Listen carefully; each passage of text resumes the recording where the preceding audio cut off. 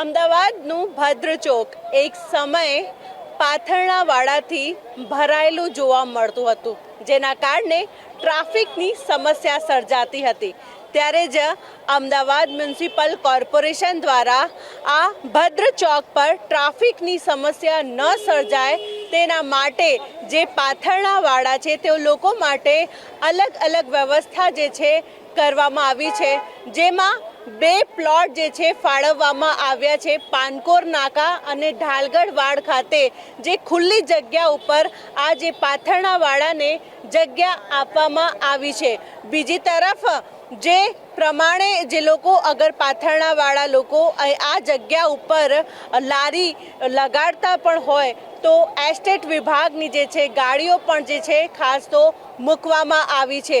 વાત કરવામાં આવે તો કુલ 884 લોકો જે પાથરણાવાળા જે અહીં ભદ્ર ચોક ઉપર પાથરણા લગાડતા હતા, ત્યારબાદ હવે અમદાવાદ મ્યુનિસિપલ કોર્પોરેશન દ્વારા તે લોકો માટે વૈકલ્પિક જે વ્યવસ્થા જે છે ઢાલગઢ વાડ અને પાનકોર નાકા પર કરવામાં આવી છે।